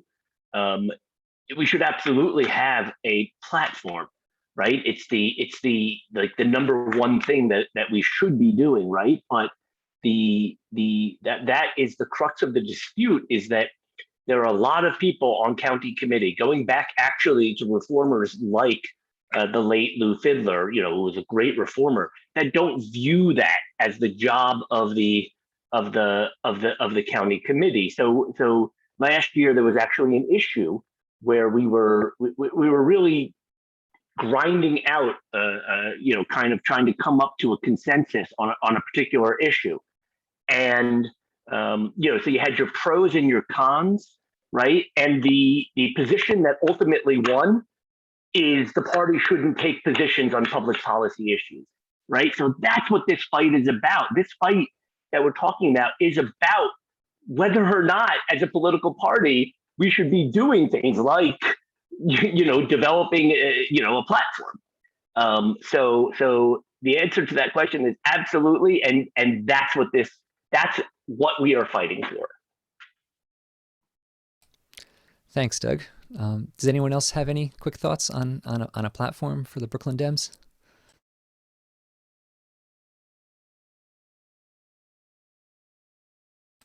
Okay, well, this is another thing that I would love to, once we get through petitioning and maybe through the primary, I would love to get a working group together to talk about this, because it's a really fascinating idea. Another idea proposed by Sarah Herbst is, can we do a deep canvass of Southern Brooklyn where Republicans and Republican allied Dems gain power in 2021? I'm just going to check if Sarah is on the call, and I think she was also not able to join us. But I think this is also a really interesting idea. And I love the idea of a deep canvass. Going into another district would be a new thing for us. I feel like we have to get our organizing act together right here in 44 and start talking to voters. But if we're successful at that, then maybe going out to other districts and supporting them in the general, because that's where all our work is focused on the primary here.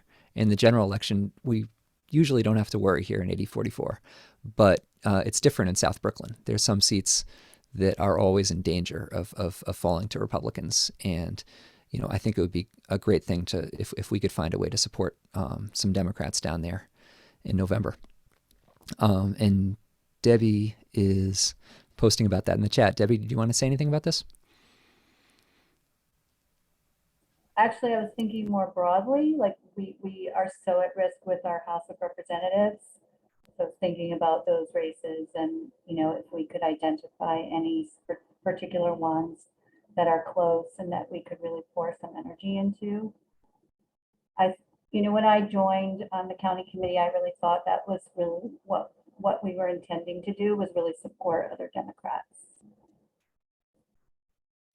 Yeah, no, that would be great. I think that one of the beautiful things about having the primary in June and having the general in November is there's a lot of time between those two elections. And so once the primary is done, it would be great to find ways to support Democrats both nationally and right here in Brooklyn.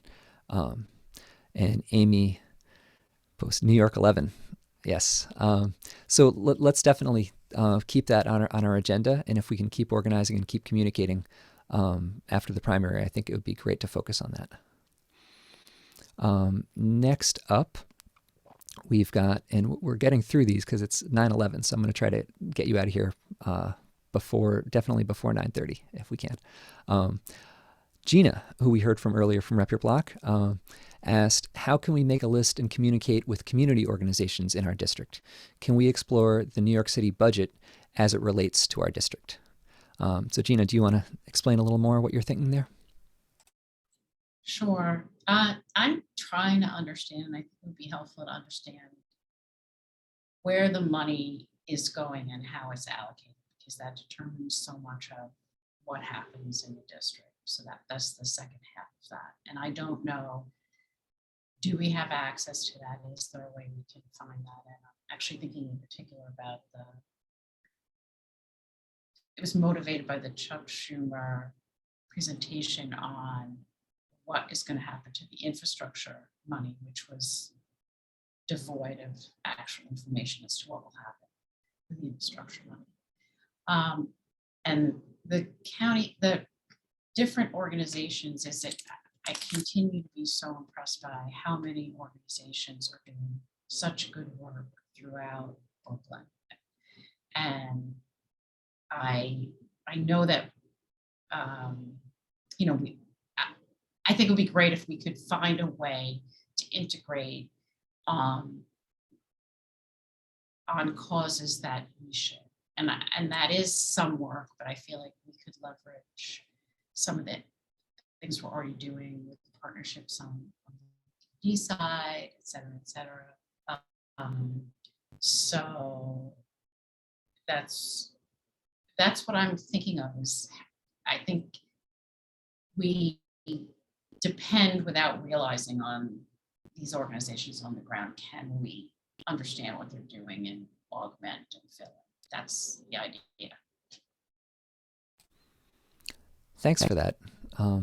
And just one clarifying question. When you say community organizations, are you thinking of nonprofits specifically, or No, other not sorts of necessarily. organizations?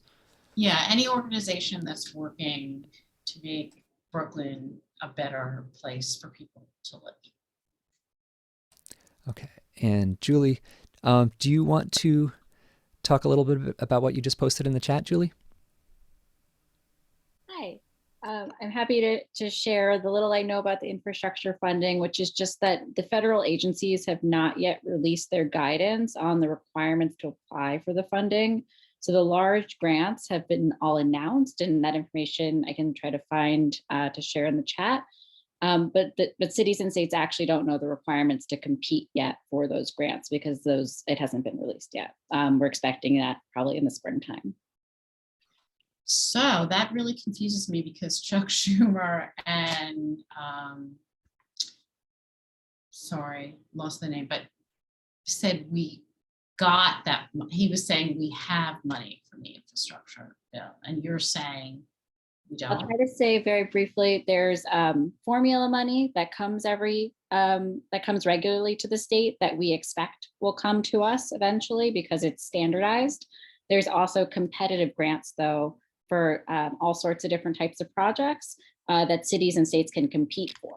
So we do expect that formula funding, that there may be some new opportunities there with some of the limited new money that's come in, but we don't quite know what to expect yet on the competitive side. So, and certainly as someone who negotiated the bill, he has probably an inside knowledge of what types of funding might be coming to New York. And I think some of it's specifically coming for the MTA and other things, but we don't have broader knowledge yet.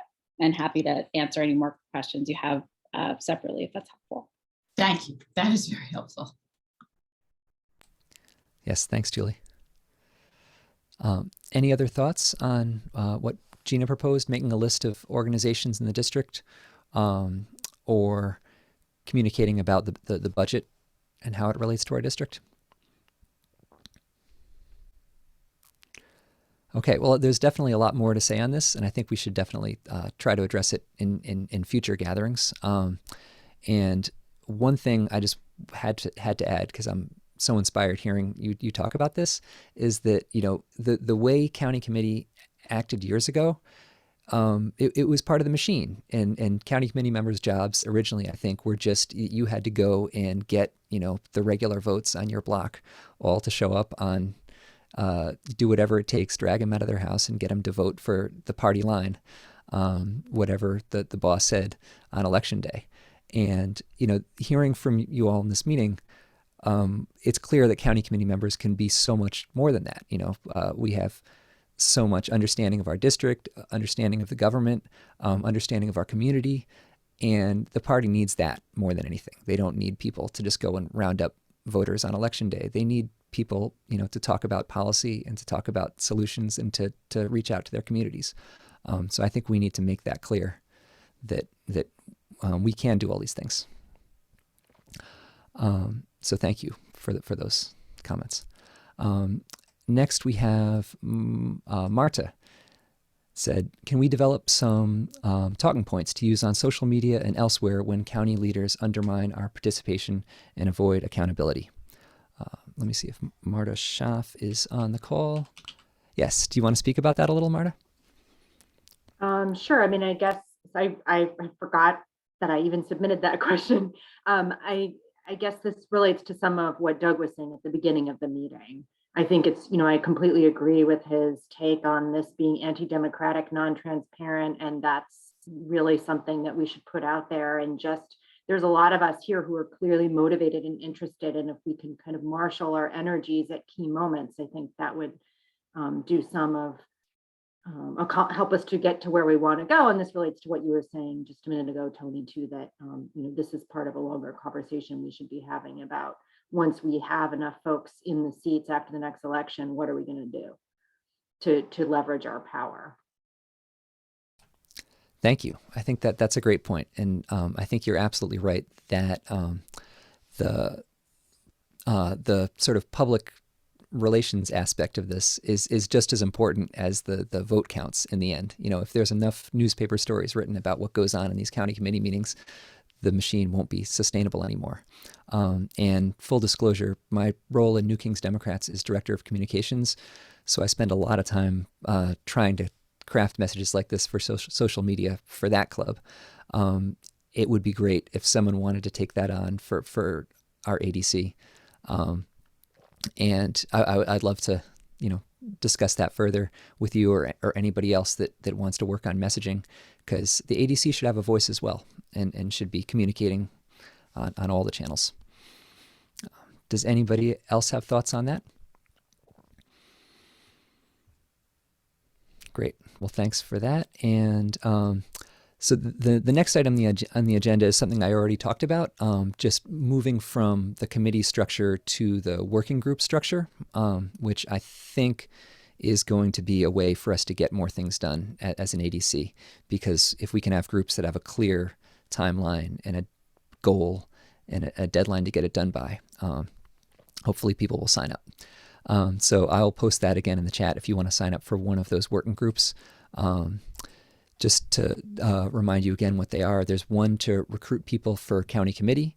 There's another one to inform voters about changing laws in the primary and making sure they can participate. And the third one, what is the third one? I have to remember. Poll worker support. Thank you. Thank you.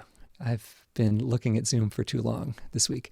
Thank you, Stephanie. Yes, the third one is poll worker support, and that's something that I've been talking about with District Leader Nipel and District Leader Schneider. I know District Leader Lori Nipel has worked for many years to cultivate and support poll workers, and that's something that we could pitch in with, work on, when poll workers are needed, when training is needed, how can we make that process better? So I hope you'll sign up for that working group. And we're getting towards the end. Our next item is proposed by Debbie Herdan. And I admire Debbie's work for safer streets so much. And the issue she wanted to talk about is what can we do to make Ocean Parkway safer for pedestrians, cyclists, and drivers? Debbie, do you want to say a few words about that? Sure. Well, I know that Ocean Parkway is one of the top 5 most dangerous streets in Brooklyn. There have been, I think, between 800 and 1,000 crashes every year. And also at the same time, it's supposed to be this wonderful place for you to walk and bike. And it's completely dangerous and horrible. The pathways for for people who are walking and biking are cracked, are terrible to go on, because actually the people cross over all the time, pedestrians into the cyclist lane, cyclists into the pedestrian lane. So one thing that we thought would be reasonable would be signage. Gina's been a huge help in helping me like determine what could make sense even on a small level to focus on. And we thought maybe signage to educate people, to educate drivers. There's like so few signs to drivers, considering it's this wonderful, you know, fantasy land for bicyclists and cyclists, bicyclists and pedestrians. So there was signage. And then when we heard about all the money coming to New York, we thought maybe they could just take it on as a whole huge project to redesign it and actually bring it up to code in terms of every intersection, having safety features, and fixing all the pathways and making it more beautiful for people to sit on, and slowing down the traffic so that people can be safer. That was that. Thanks, Debbie. A big ask, you know. Yes, no, I fully support what you're trying to do there. I am frightened by what I see on the streets around here every day. And I want it to be safer for kids and older folks and everybody. Does anyone else have any thoughts on that or other street safety issues?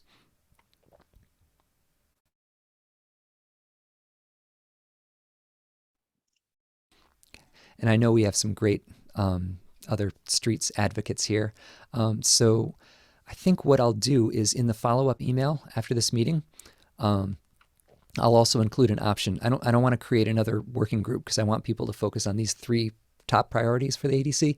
But if you're really interested in getting together with Debbie and other folks to talk about street safety, I'll put an option in the meeting follow-up email where you can sign up for that. And I see in the chat, Rosalie raised her hand. Rosalie, do you want to add something? In addition to street safety, there's a big problem that's been raised at Good Neighbors of Park Slope about sidewalk safety. That it would be nice to be able to walk on the sidewalk without risking your life with bicycles and delivery people and motorized bicycles. That is a separate issue and would need to be addressed separately, but I mean, to even get to the corner to risk crossing the street is not always safe. Thank you. Sure. Thank you, Rosalie, for bringing that up. Certainly should be part of the conversation.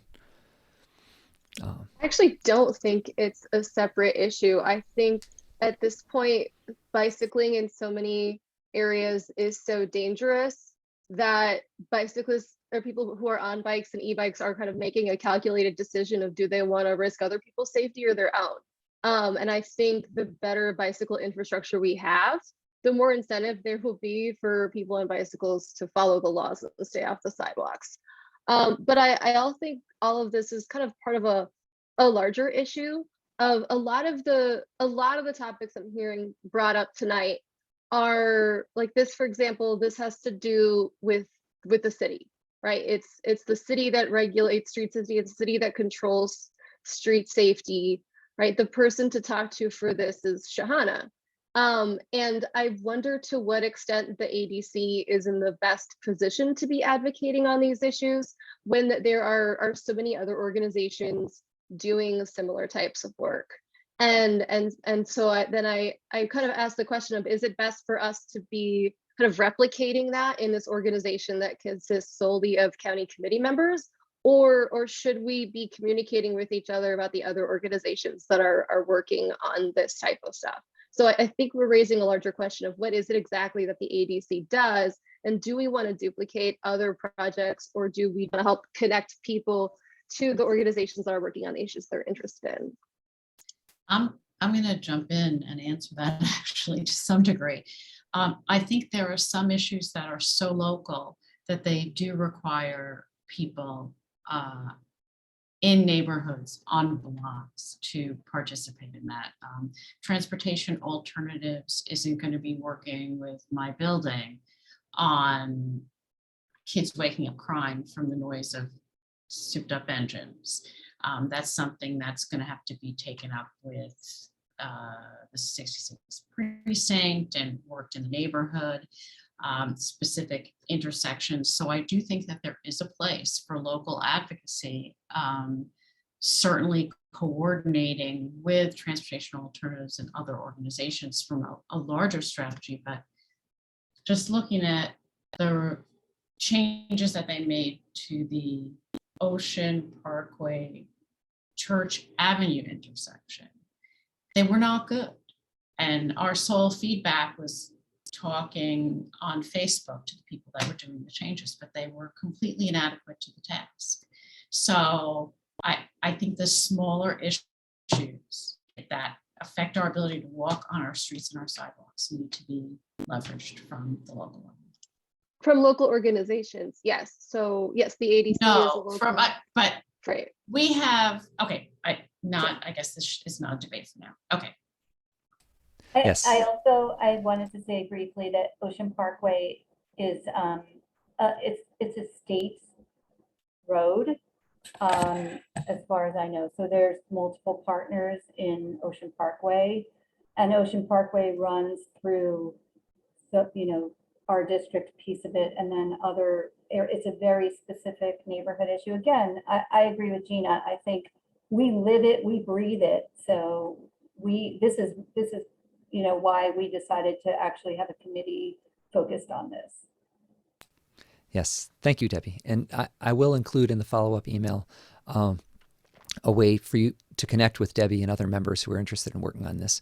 I think that it is kind of a balancing act that we're dealing with because we're not a policy organization, we're a party committee.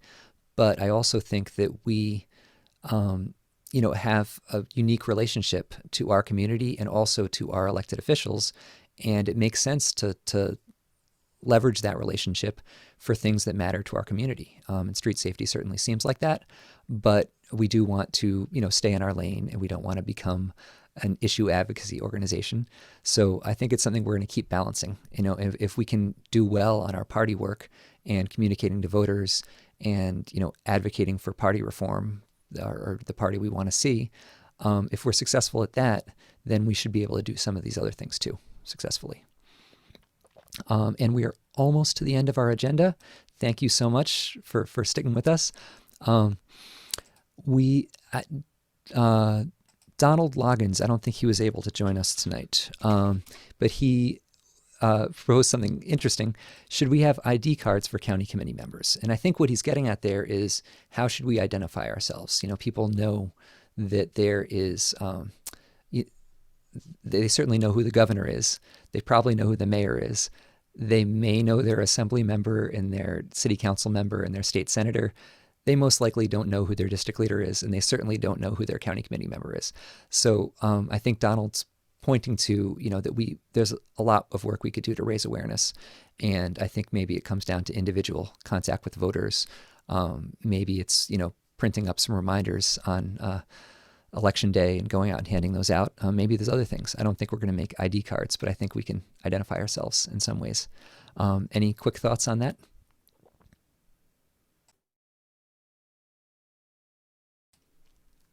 Okay, and we've gotten to the end of our agenda. So thank you so much for sticking with us. One thing I did want to do before we close, I wanted to turn it over to our treasurer, Diana, just for a quick update on the sort of finances of the ADC. Okay, our finances are not very interesting. We have, I didn't prepare for this. Every once in a while we spend a couple bucks on postage, is pretty much what's happening. We do kind of plan on gearing up in that regard a little more, especially maybe hopefully one day we'll be able to meet in person again. Wouldn't that be exciting? So if anyone is interested in being more involved with fundraising for the ADC or making a contribution, they should just drop me an email at my email address that I am putting in the chat. Thank you.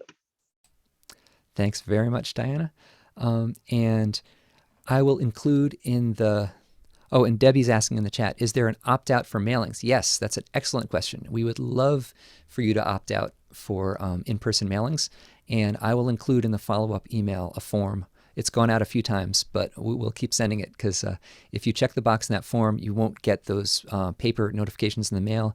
You can get all your notifications by email, and that saves us on our biggest expense, which is mailing. It used to be 270 mailers. Diana just put the form in the chat if you want to sign up for that now. On that same form, you can also confirm if you're running for county committee again this year. So yes, another person, Debbie in the chat, is saying she also prefers email. So we'd encourage you to fill out that form and let us know, and we will take you off the mailing list, and you'll just be getting emails from us in the future. Does anyone else have any questions about anything that's come up tonight, or any quick notices you wanted to give about local events before we close?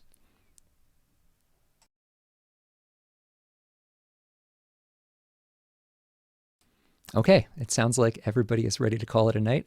And thank you so much for joining us. I just want to say thanks to Assemblymember Carroll, thanks to our district leaders, Doug Schneider and Lori Citron-Nipel, for joining us tonight and speaking. Thanks to the council member, Shahana Hanif, and extra special thanks to Gina for that presentation on Rep Your Block, and extra special thanks to my fellow ADC officers who really worked hard to put this meeting together with me, to Diana Gonzalez and Francis Sakata, and Courtney Adrian, the vice chair of the ADC. Really appreciate it. And I'm excited to work on all these things, these 3 working groups. Sign up now, and I will follow up on all this in an email later this week. Thanks, Thank everybody. you, Tony, for everything that you've done for us. Good night. Thank you. Nice. Bye, guys. Good night. Stay safe, everyone. Good night. Stay safe.